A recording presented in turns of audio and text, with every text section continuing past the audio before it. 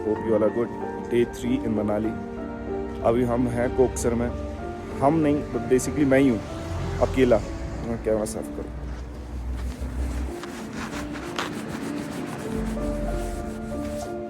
मतलब अकेला रह गया।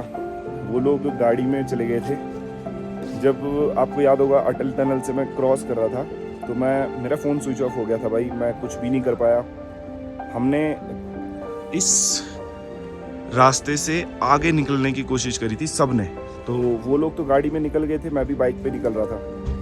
तो उनका जो मैट था जिस पे वो सोने वाले थे, आई डोंट नो, उनसे कांटेक्ट नहीं हो रहा है। उनका कांटेक्ट बिल्कुल छूट चुका है। कोकसर के बाद जो रोहतांग वैली है वहाँ पर वो लोग उन्होंने कैंप वगैरह जो हमने लिया था। तो जब मैं 15 किलोमीटर ऊपर गया ना तो मेरे को लगा वो लोग मेरे पीछे हैं। मतलब मैं उनसे आगे जा रखा था। लेकिन फिर ना वहाँ पर इतना मतलब एक रात में बहुत ज़्यादा मैं भी डर रहा था कि कोई भी नहीं है वहाँ, कोई भी नहीं दिख रहा था, एक भी बंदे नहीं दिख रहे थे। तो आई थॉट, मेरे दिमाग में आया कि वो लोग मेरे पीछे है तो मैं वेट कर लेता हूँ। मैंने वहाँ 1 घंटा वेट किया, कोई नहीं आ रहा, कोई नहीं जा रहा। तो मुझे लगा मैंने ना कोई रॉन्ग रूट पकड़ लिया है। और उस वक्त रात के बज रहे थे 11-12 समथिंग। तो मैं वहाँ पर एक भैया ने बोला कि भैया अभी जाना ठीक नहीं है वहाँ पर, क्योंकि अभी पहाड़ वगैरह टूटा हुआ है, पता नहीं जो भी बादल टूट गया है, आप थोड़ा जाना ठीक नहीं है, रिस्की है बहुत ज़्यादा। और लैंडस्लाइड भी हो रखी है बहुत। तो आप ना एक काम करो, आप वापस चले जाओ 10-15 किलोमीटर, वहाँ पर थोड़ा स्टे कर लो 4-5 घंटे का। फिर उसके बाद आप ऊपर आ जाना, दिन में आना, रात में मत जाओ, रात में ठीक नहीं है। तो वो लोग तो वहाँ पर हैं लेकिन मेरी कांटेक्ट नहीं हो पा रही है क्योंकि मेरे फ़ोन में बैटरी ख़त्म हो चुकी थी। और इवन मेरे पास कुछ था भी नहीं। मेरा सारा सामान जो है वो उनकी गाड़ी में है। ठीक है, तो मैं अपनी बाइक पे था। ठीक है, ये बाइक थी, इसी पे अपना निकला हुआ था। फिर मैंने यहाँ पर जब सबसे नीचे आया मैं, तो एक होटल मिला था मैं जहाँ पर स्टे किया है, अपना सोया। अब मैं यहाँ से निकलूँगा रोहतांग वैली के लिए। और जो हमने कैंप लिया था वो 1 दिन के लिए लिया था। जो भी टेंट वगैरह हमने परचेज़ किया था, बाइक परचेज़ की थी। लेकिन हम 1 दिन एक्स्ट्रा रुकेंगे क्योंकि वो मुझे भी देखना है। वो उन्होंने देखा होगा नहीं देखा होगा, क्योंकि वो कहाँ सोए होंगे मुझे भी नहीं पता, क्योंकि ये मैट, उन लोगों के सारे मैट वो मेरे पास हैं। लेकिन मैं यहाँ से अब निकल रहा हूँ।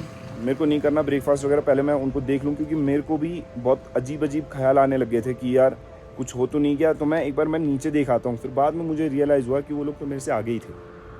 तो यहाँ पर लोग रात में जाने के लिए मना करते हैं बेसिकली, क्योंकि रात में लैंडस्लाइड बहुत ज़्यादा होती हैं तो एक्सीडेंट के चांसेस भी बहुत होते हैं। तो ये लोग मना करेंगे। तो रात में प्रेफर मैं कहूँगा कि मत ही आना है। ठीक है, दिन में ही निकलना, और दिन में ही पहुँच जाओ, ज़्यादा सही है। एक चीज़ और बताना चाहूँगा मैं मैंने यहाँ पर 1500 रुपये दिया है 1 दिन का। कॉज ये कोकसर में जितने भी होटल्स हैं यहाँ बहुत एक्सपेंसिव है। उन्होंने रीज़न बताया, इतने हाई एल्टीट्यूड में जितने ये लोग सामान लेके आते हैं ना, उन पैकेट्स में पता नहीं क्या गैस भरता है और वो फट जाते हैं अपने आप। तो इनका लॉस भी बहुत ज़्यादा होता है। जैसे मेरे को इसने पर्सनली दिखाया वो चीज़, मैं आपको भी दिखाऊंगा कि भैया एक बार दिखाना क्या सीन था इसका। इतने छोटे बेड का उन्होंने मेरे से 1500 रुपये का बोला था, लेकिन मैंने 1000 रुपये में करवाया कि भैया मेरे को बस 5-6 घंटे के लिए सोना ही है और उसके बाद मैं निकल जाऊँगा। तो मेरा दिमाग इसीलिए ख़राब हुआ कि यार इन्होंने कहा कि बाबू आप तो फिर भी आप इमरजेंसी में आपने अपना इंसिडेंट बताया, उसकी वजह से आपको दे रहे हैं। नहीं तो यहाँ लोग 4-4 हज़ार रुपये भी देते हैं। जब बर्फ़ पड़ जाती है तो 5-5 महीने तक ऐसे ही बर्फ़ ही रहती है यहाँ पर। तो मैंने कहा अच्छा, क्योंकि मनाली में 800 रुपये 900 रुपये में मिल रहा था। लेकिन फिर यहाँ का फिर मैंने व्यू देखा तो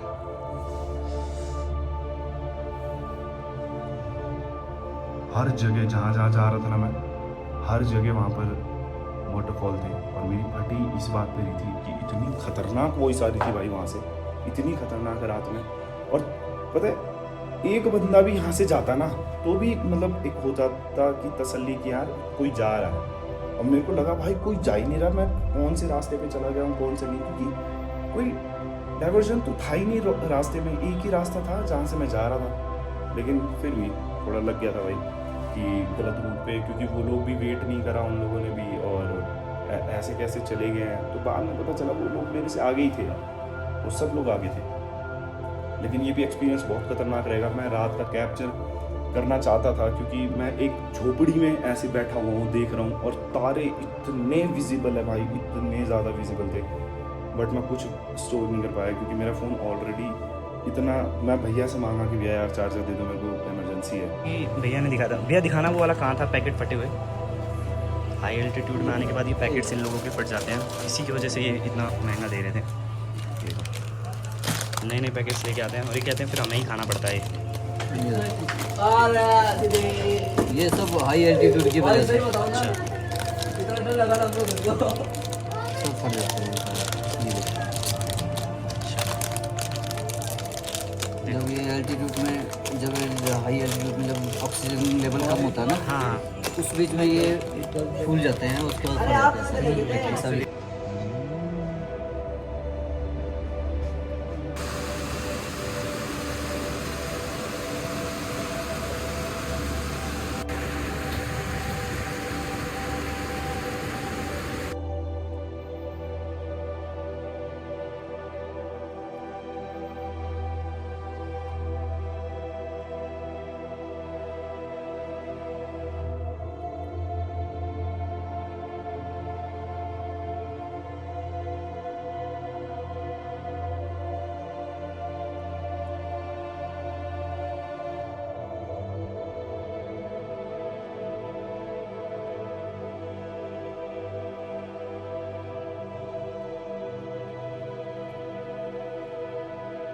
गाइस ये व्यू देखो भाई, ये व्यू देखो यार, कहाँ पड़े हुए हो तुम कचरे जगह पे, यहाँ आओ तुम, देखो तुम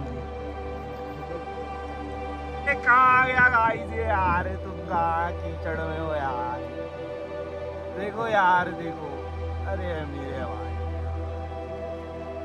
ले लिया वो 0.5 में बना ले। हाँ वही बना रहा हूँ, उसका ही ले रहा हूँ मैं। तारो रंग रूप सो। मैं एक मैसेज देता हूँ जो मेरे लाइफ में कल वही सेम चीज़ हुआ और मैं बहुत प्राउड फील करता हूँ। मैंने वो डिसीजन लिया कि अगर आप गलती से भी कोई गलत स्टेशन मेट्रो पे चढ़ जाते हो या रूट पे चले जाते हो और आपको थोड़ा शक भी हो रहा होता है कि यार ये गलत है, मैं गलत डेस्टिनेशन के लिए जा रहा हूँ, और वो जितनी दूर जाता रहेगा उतना तुम्हें वापस आने का उतना ही ज़्यादा जुर्माना या मतलब एक्सपेंस देना पड़ेगा। तो अगर तुम्हें लगता है कि तुम कोई गलत ट्रेन में चढ़ चुके हो तो जितना जल्दी हो सके उतर जाओ ताकि वापस आने में इतना टाइम ना लगे। ये एक मैसेज लड़की के लिए भी है। अगर कोई लड़की तुम्हारी लाइफ में गलत मिल गई है और तुम्हें लग रहा है कि नहीं यार ये मेरे फ्यूचर के लिए ठीक नहीं है, तुम्हारी मेंटल हेल्थ की माँ बहने कर रही है, तो निकल लो वहाँ से। नहीं तो अगर तुम खींचते रहोगे और वो तुम्हारा काटते रहेगी तो तुम्हें और ज़्यादा तकलीफ होगी। और ये रोड के लिए भी था भाई, रोड देख के याद आया मैसेज। गाइस मैं तुम्हें व्यू दिखाता हूँ एक, बहुत टाइम हो गया भाई ऑफ राइडिंग, भाई जो गाड़ी ना चलाता हूँ ना है भाई, बहुत गंदा सीन है यार। मैं एक बार ऊपर जाके आपको ना ये व्यू दिखाना चाहता हूँ भाई, ये देखो ये वाला व्यू। अरे भाई माँ कसम इतना खतरनाक है ना, इतना खतरनाक, मज़ा आ गया भाई। लेकिन हाथ पैर सब शेक करने लग गए भाई। रुक जाओ, चक्कर और आ रहे हैं, जाऊँ क्या ऊपर भाई। अभी स्टोरेज खरीदा है, स्टोरेज का इशू आ गया था बहुत ज़्यादा। देखो हर जगह झरने हैं भाई, हर जगह। इतनी तेज वहां से वॉइस आ रही है, शायद आपको रिकॉर्ड आपको नहीं आ रहा होगा वो वॉइस उनका, लेकिन इतना ज़बरदस्त है ना भाई यहाँ का व्यू कि मैंने कहा वहाँ तो जाते रहेंगे लेकिन बीच में रुकना भी ज़रूरी है।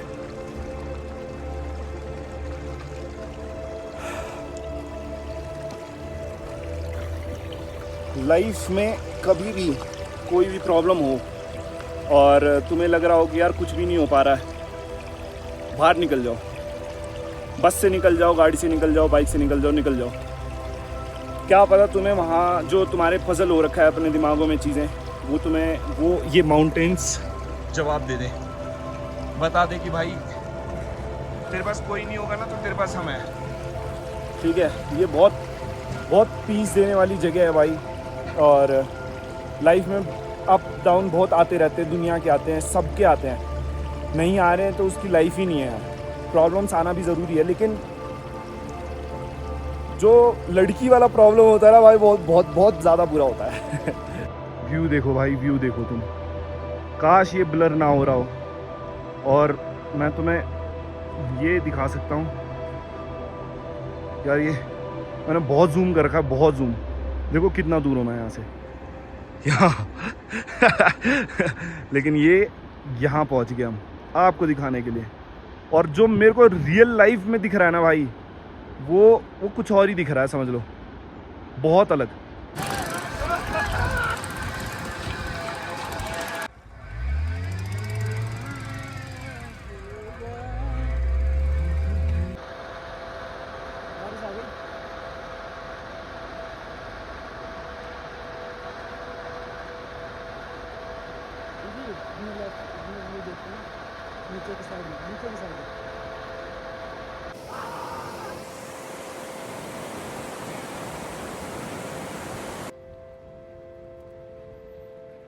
रुको छोड़।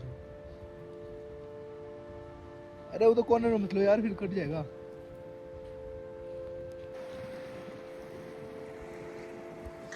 देखो गाइस, ऐसा कुछ सीन है और मेरी पैंट भीग चुकी है और मैं ऐसे शॉल में, एक भाई एक शॉल लेके आया था, कहता भाई अब तुम मेरा यूज़ कर लो। मेरा शॉल अभी भी बैग में है, उसको वहाँ पर यूज़ करेंगे।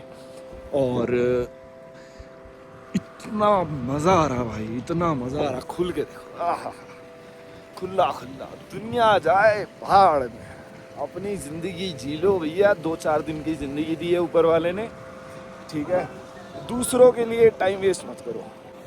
एक एडवाइस देता हूँ कि अगर तुम्हें कोई चीज़ नहीं मिल रही है और तुम बार बार मांग रहे हो, अटेंशन मांग रहे हो, प्यार मांग रहे हो, टाइम मांग रहे हो, भीख मांग रहे हो किसी चीज़ के लिए भी, और वो बंदा नहीं समझ रहा है, वो चीज़ नहीं देख रहा है, वो चीज़ वो ये सोच रहा है कि ये चेप हो रहा है मेरे से, तो वो तुम्हारी लाइफ में डिज़र्व नहीं करता है। उसको अपने लाइफ से डिलीट मार दो, डिलीट निकाल दो उस लाइफ में से, क्योंकि जितना ज़्यादा घुसोगे उतना ज़्यादा दर्द होगा भाई, जितना ज़्यादा करोगे उतना ज़्यादा दर्द होगा। ज़िंदगी के मज़े तो मैं ही ले रहा हूँ भाई। ये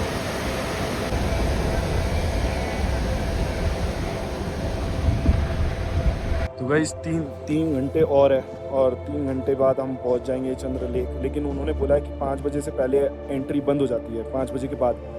तो जितना जल्दी हो सके आप पहुंचने की कोशिश करो। वो लोग निकल पड़े हैं, 3-4 लोग ऑलरेडी, और मैं भाई अलग जा रहे हैं गाड़ी से आगे, क्योंकि वो लोग के बस की नहीं हो रही थी, तो उन्होंने दूसरी बाइक और ले ली है, तो वो अपना जा रहे हैं और हम दोनों अपना जा रहे हैं। ये तुम व्यू देखो, ये नज़ारा, ठीक है। काश ऐसी जगह जाएं जहां पर बादल ऐसे ही मिले भाई। ये भाई मैं तो तंग रह गया। देखो मैं और जूम करके दिखाऊं, ये देखो, ओए ओए ओए, देखो बादल चलते हुए दिखा रहा हूँ मैं तुम्हें खुद। मैं क्या कुदरत दिखा रही है तुम्हें, मैं बस कैप्चर कर रहा हूँ। तो यही है भाई, जितनी जल्दी हो सके घूमने आ जाओ, निकल जाओ भाई। घर पे बैठे बैठे क्या करोगे भाई। मम्मी पापा तो हमेशा मना करेंगे, बस मम्मी पापा को मनाओ, कोशिश करो हेल्दी तरीके से मनाओ कि हाँ मम्मी मैं सब संभाल लूँगा, इज्जत सिखाऊंगा, इज्जत से आ जाऊँगा, पागलपंती नहीं करूँगा। और आ जाओ भाई, घूमने आ जाओ, जल्दी आओ, जल्दी आ जाओ। हम भी निकलते नहीं तो लेट हो जाएगा। और मेरे आउटफिट के बारे में थोड़ा सा बता देना मैं कैसा लग रहा हूँ।